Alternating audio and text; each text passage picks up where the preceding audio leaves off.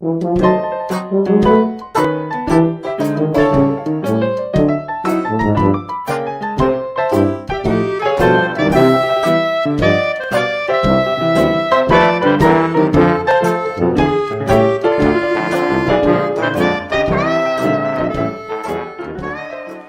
everybody, it's Grandmama. Time for another story from a hometown scrapbook by Ben Weatherwax. Today's story, Armistice Day, 1918. As the autumn of 1918 dragged on, Grays Harbor was hitting a furious clip in every mill operating. 3 shipyards were going full blast, and almost every woman in town working at something, rolling bandages for the Red Cross, soliciting funds for patriotic group, acting as hostess for several service clubs, or knitting sweaters and helmets. In Aberdeen, the city council passed an ordinance that made it unlawful to be idle. The president's Work or Fight campaign was carried down to the local level, and everyone got into it. There were the high schools. Military training had been instituted in school, and all high school boys were required to attend drill. On the Weatherwax High School lawn, boys with wooden guns learned squad right and left, were taught to scale wooden barricades, deploy as skirmishes, take cover and roll, and throw hand grenades.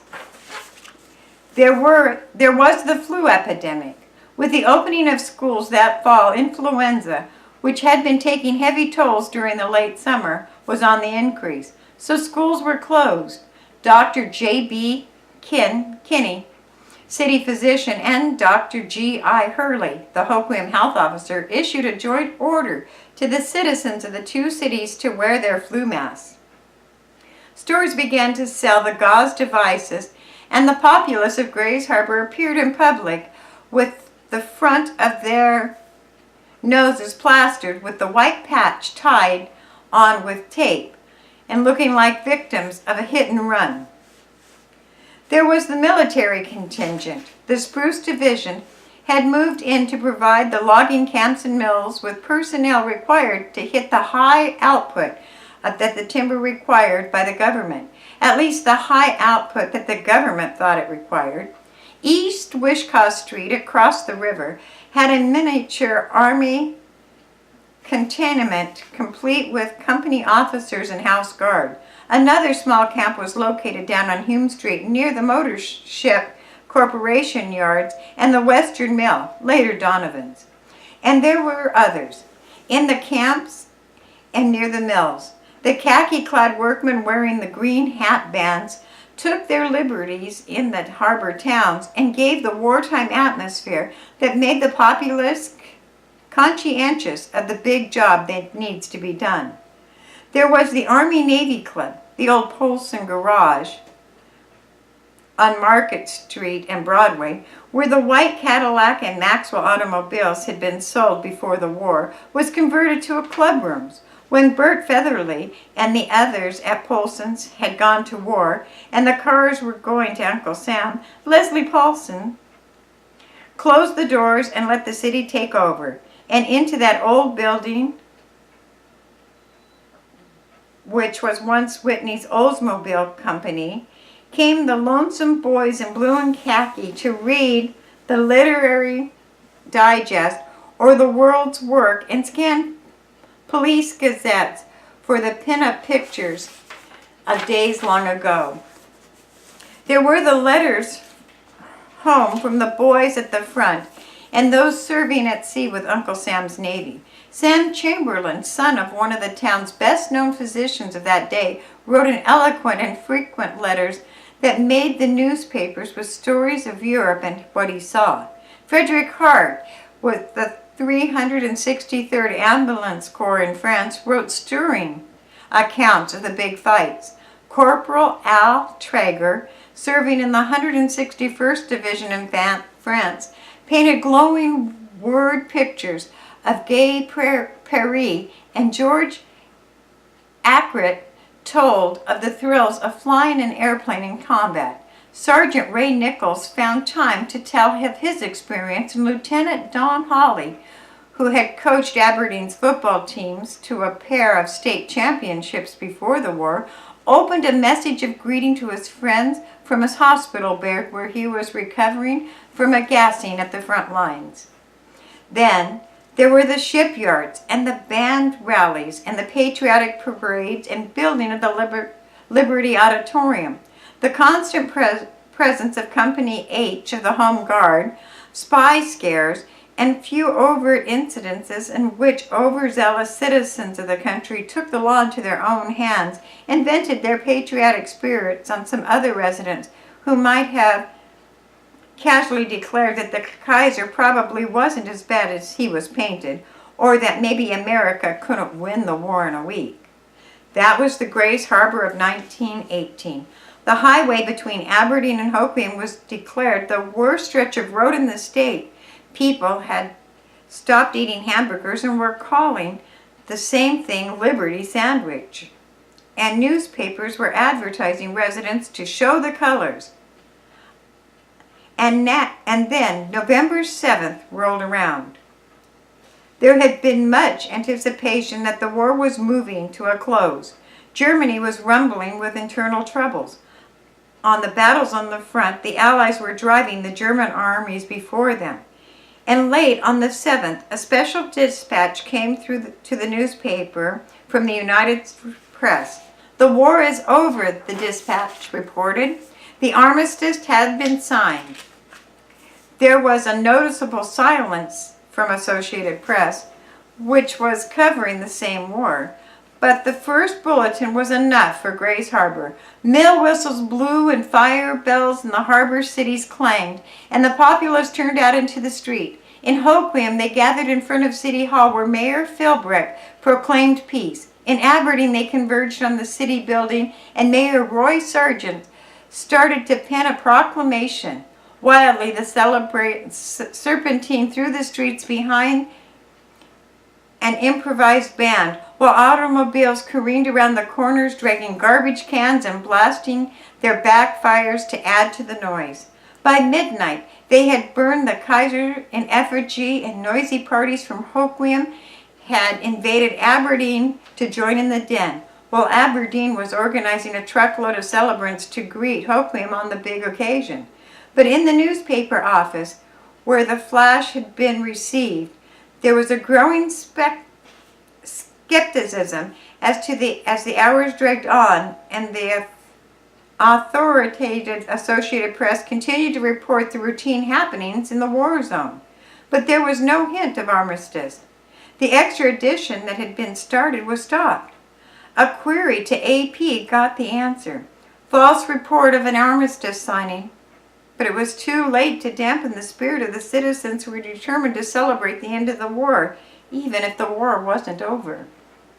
The next day, November 8th, the nation, as well as Grays Harbor, was shamefaced. The big city publication depended on the United Press for news that had flashed the false rumor, hedged and crawled for cover. The shipbuilders went back to work. The mills and camps kept timber cutting. Red Cross workers began to roll bandages again, and casualty reports came in again.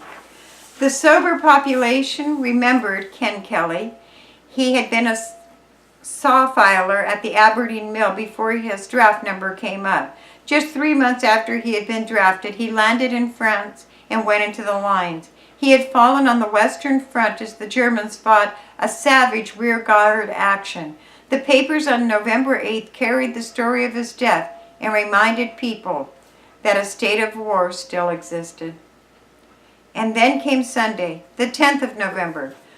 For 48 hours, the enemy had been on the ropes. The internal rumbles had exploded, and the government of Germany was in a state of collapse. And while the men in tall silk hats conferred in Paris, and the men in their sleek uniforms, the armies of the West rolled into the enemy's homelands. Extra editions of the newspapers were published almost hourly throughout the day and night as it came, and the harbor waited for what they were sure would be the authentic news this time. Hardly had Aberdeen World's 10th special extra edition hit the streets. Then the news of the armistice came through. This time, both press associates flashed the great word. Peace has come. Fighting has stopped. The Western Front is quiet. And in spite of their false alarm by the few nights before, the towns of the harbors were ready again for a night of revelry to celebrate the end of the war. At 1:30 in the morning, the fireballs of the city set up their clanging. The mill whistles blasted the night quiet. In Hoquiam, the whole town turned out again. Again in front of the city hall, Mayor Philbrick hailed the end of the war. This time, he was prepared with an official proclamation. A band was organized and 4 army trucks loaded with officials and the band, and they started for Aberdeen. In Elma, Mayor Kirkcaldy and a delegation started for Aberdeen with a proclamation. Mayor Sargent of Aberdeen had his official welcome to peace all penned and rehearsed. He issued it to the press while a wild milling throng blocked Market Street and sang the war song of the day to the piping of the motor ship band that was out in force. In the old Army-Navy club, the servicemen sprawled relaxed and talked about going home. All of the mills and shipyards, which had been working round the clock on 24-hour shifts, pulled the whistle and the men walked off their jobs to join the celebrating population. At 5 a.m., a parade was formed, and the citizens, led by delegations from Hoquiam and Mayor Sargent, trooped through the streets, making more noise than the old town had ever heard at that hour. The din was just diminishing when daylight came. And with daylight, the more serious thought of formal celebrations began to sprout. Not 1, but 2 parades were planned. The first was set for 4:30, with everyone in town expected to be on the line to march. And they were. It was a parade without an audience. No crowds lined the sidewalk. Everyone was in the procession. The workers from both shipyards laid down their tools and marched. 2 bands were in the procession, and the parade was led by a dump cart pulled by a mule containing the stuffed effigies of Kaiser Wilhelm of Germany, Ferdinand of Bulgaria, and Sultan of Turkey, and Charles of Austria. True, they looked much the same, except for the souvenir spiked helmet that the Kaiser wore. But appropriate signs identified them, and they were burnt briskly in South Aberdeen, where the dump truck was stopped for the ceremony. But feelings were running high that night. The Austrian-born American who participated in the burning was set upon and beaten by 3 fellow countrymen who were rounded up by the Aberdeen police and thus safe from lynching at the hands of the irate mob of patriots. At 8 o'clock, a torchlight parade began, with 300 of the first comers being furnished torches, with hundreds of others providing their own. And in spite of the night and day of riotous celebration, the harbor folks at the time had enough energy left to turn out in the thousands, either to march in the long procession or to cheer from the curb of Grays Harbor as it wound its observance of the war to end all wars. That was it. That is how Grays Harbor celebrated the first Armistice Day and the second Armistice Day. Dick, a word from our sponsors now. Well, as we said, that was the way the Great War to end all wars came to Grays Harbor. And after a few days, people got back to normal. The stories in both Aberdeen and Hoquiam were closed all day on the 11th as the revelers celebrated. But they were open again on Tuesday morning. Flags and bunting were in demand for the 2 days, and when the merchants had used up their stock, people began to take a quiet view of what was ahead of them. There were a lot of automobile accidents reported the night of the 10th and all day of the 11th, but on the 12th, people were driving sanely again and talking about the new cars that were coming out. The Grays Harbor Motor Ship Band had played for almost 2 days straight, finishing their concert in front of the Hoquiam City Hall and the bed of the Johnston Transfer Company truck late into the night of the 11th. Schools were fumigated and opened. People continued to wear their flu masks for several days, And then as the boys began to come back, the war dropped back into history, and peace was left to the men in the tall silk hats and striped trousers.